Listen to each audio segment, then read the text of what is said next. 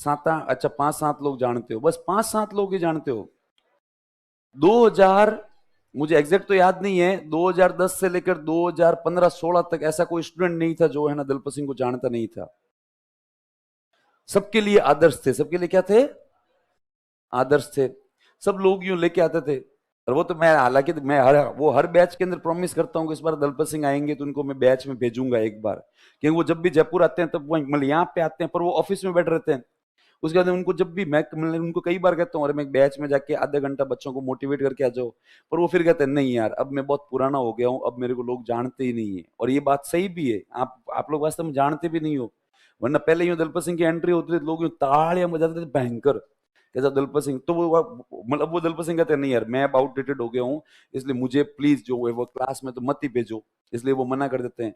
अरे दलपत सिंह की प्रेरणा जो है वो थोड़ी यूं आदर्शवादी टाइप की सी है। क्या है, आदर्शवादी टाइप की सी है।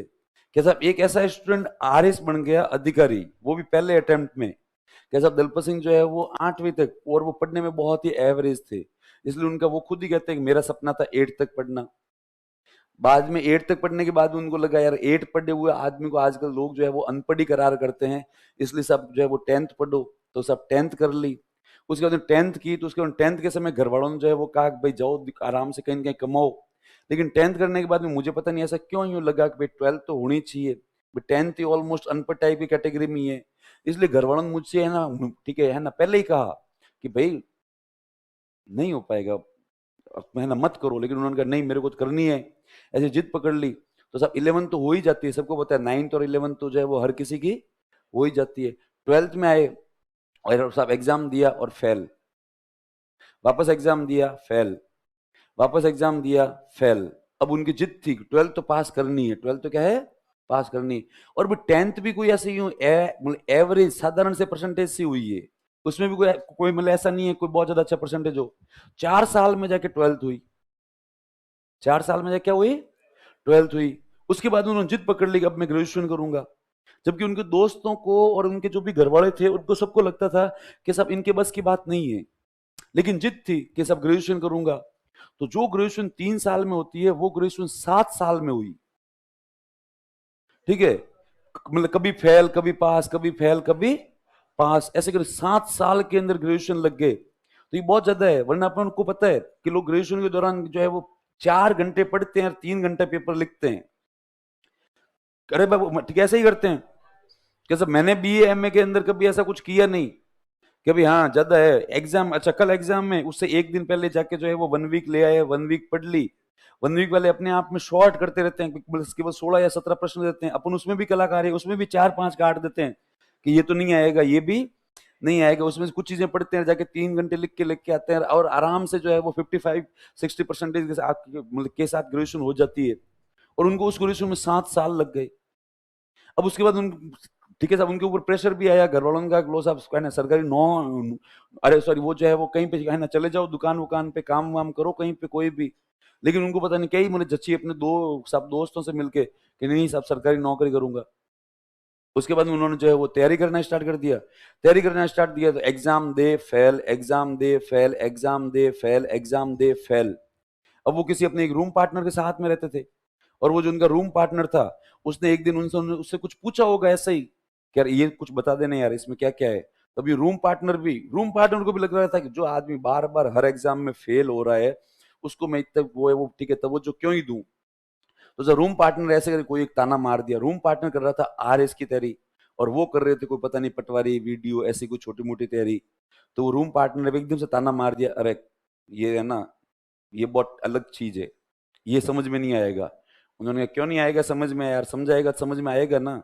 तो उन्होंने कहा नहीं नहीं ये तुम्हारे बस की बात नहीं है, ये आरएस लेवल की बात है। ये क्या है, आरएस लेवल। तो उन्होंने कहा आरएस लेवल की, फिर मतलब आरएस कौन से भगवान होते हैं। उन्होंने कहा भाई आपके लिए तो भगवान ही है, क्यों आपके तो बस की बात है नहीं कि प्री भी कभी जिंदगी में पास कर लो। जो आदमी 4 साल में 12, 7 साल में ग्रेजुएशन कर रहा है, इसलिए तुम्हारे लिए तो भगवान ही है। इस बात पर उन सब है ना दोनों के बीच में थोड़ी सी बहस हो गई।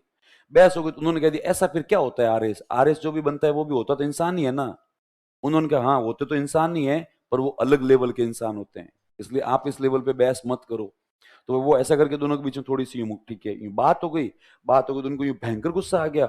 उन्होंने कहा कि यदि ऐसी बात है तब तो मैं भी आरएस की तैयारी करूंगा।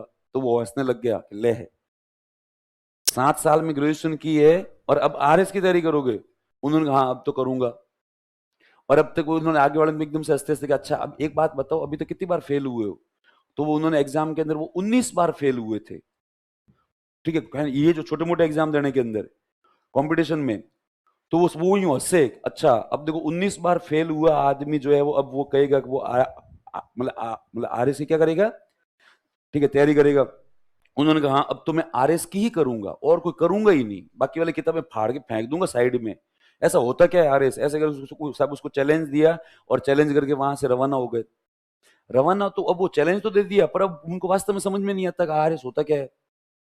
उन्होंने अपने किसी दोस्त को फोन लगाया और अब उनका मूड यूं भयंकर खराब था। मूड भयंकर खराब था तो किसी को फोन लगा के पूछा यार ये आरएस होता क्या है। तब उनके किसी दोस्त ने कहा अरे ये नहीं होते ये एसडीएम और ये आरपीएस और तहसीलदार और बीडीओ और ये सारे सारे आरएस है। और ये रैंक के माध्यम से डिसाइड होते रहते हैं कि रैंक ऊपर है तो एसडीएम बनोगे रैंक कम है तो मतलब आरपीएस बनोगे ऐसे बनोगे वो बनोगे। उन्होंने कहा अच्छा। उन्होंने क्यों बने यार सब आरएस की तैयारी करनी है। अब जिसको फोन किया वो पता नहीं हंसा या नहीं नहीं भी बोला पर उसको भी इस बात पे भरोसा नहीं हुआ कि लो साहब अब ये भी जो है वो मतलब इसकी क्या करेंगे तैयारी करेंगे। ऐसे करके उन्होंने और किसी को फोन वोन लगाया और कहा ये आरएस होता क्या है यार इसके बैकग्राउंड के बारे में कुछ तो बताओ।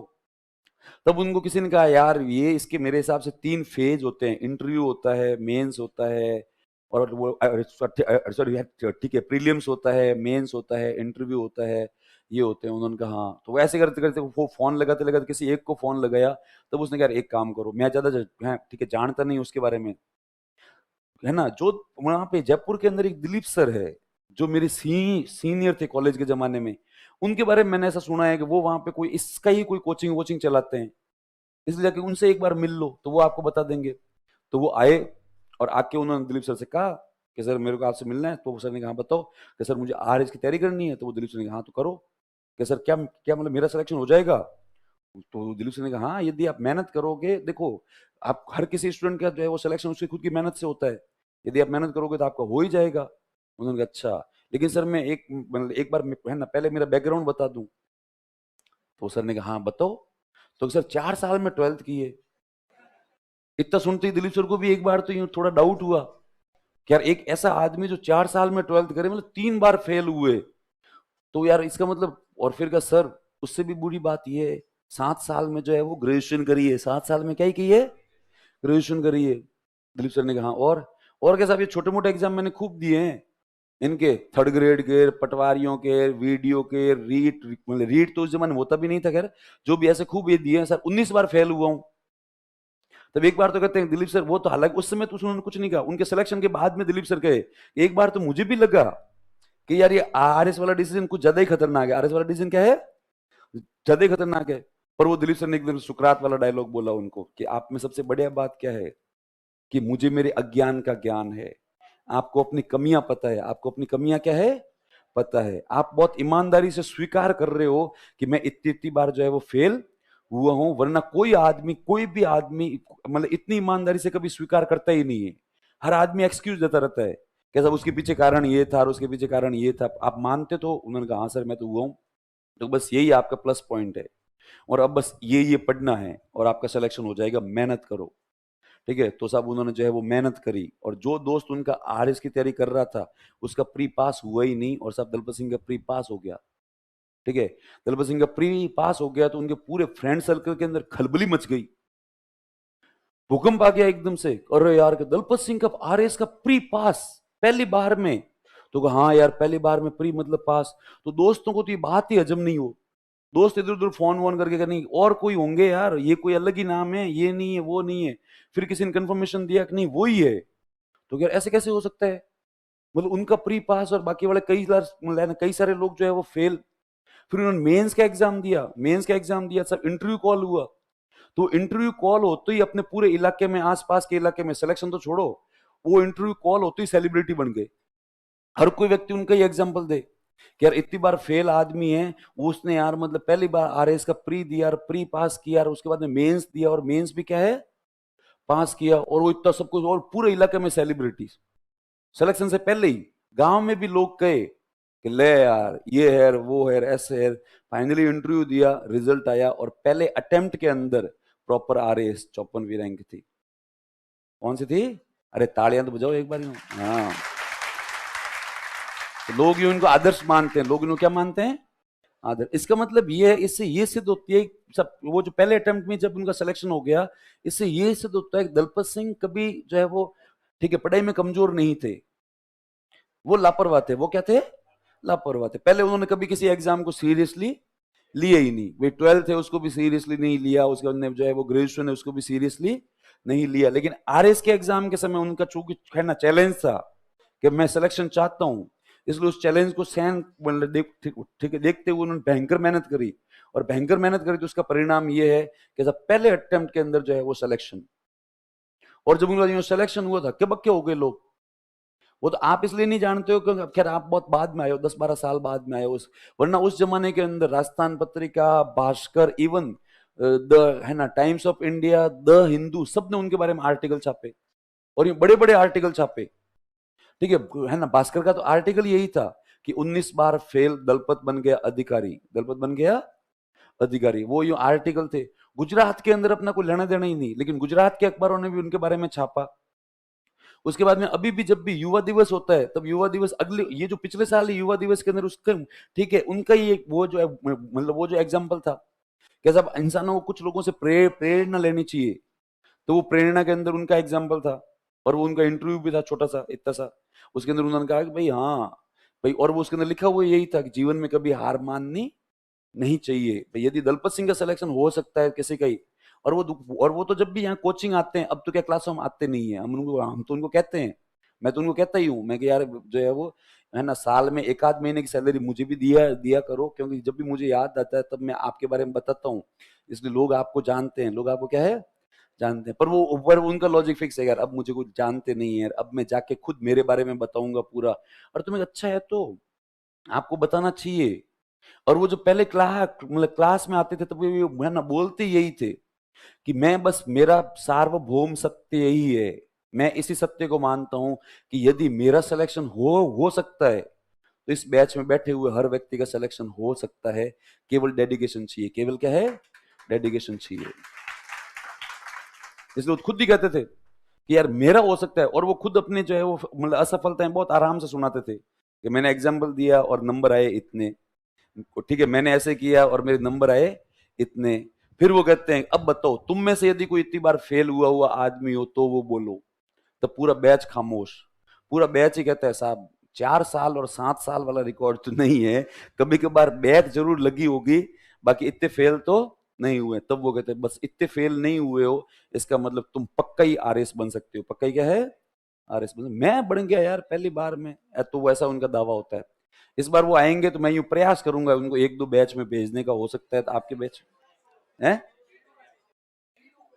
C2 में। हाँ, अरे पर वो आते नहीं है आजकल। आजकल क्या पुराने टॉपर जितने भी है वो पुराने टॉपर आते तो मतलब है ना ऑफिस में तो जो है वो फ्रिक्वेंटली आते रहते हैं, पर उनको जैसे ही कहते हैं कि लो जाओ अब, तो वो कहते हैं अरे नहीं नहीं नहीं नहीं, अब तो नए नए हैं उनको भेजो। अरे मैं नए नए हैं वो भी जाते हैं, लेकिन आपका थोड़ा जरूरी है कि आप थोड़ा यूं ज्यादा प्रेरणादायी हो। आप क्या है? ज्यादा, आपको देख के यूं लगता है, लोगों को फील आता है कि हाँ यार मतलब ये है। वरना कोई पहले ही अटेम्प्ट में बन गया बहुत ज्यादा आसानी से, जिसका बैकग्राउंड भी बहुत ज्यादा अच्छा हो, कि कोई भी स्टूडेंट आके कहे साहब मेरे जो है वो 10th के अंदर 94 थे, उसके बाद 12th के अंदर जो है वो 96% थे, उसके बाद मेरी ठीक है ना मिला है ना ग्रेजुएशन हुई उसके अंदर 87 थे, उसके बाद मेरा ये प्रथम प्रयास था, उसके अंदर मेरा जो है वो RS में क्या हो गया? सिलेक्शन हो गया। तो ये बात यूं थोड़ा स्टूडेंट को नहीं लगता कि हाँ भाई होना ही था, तो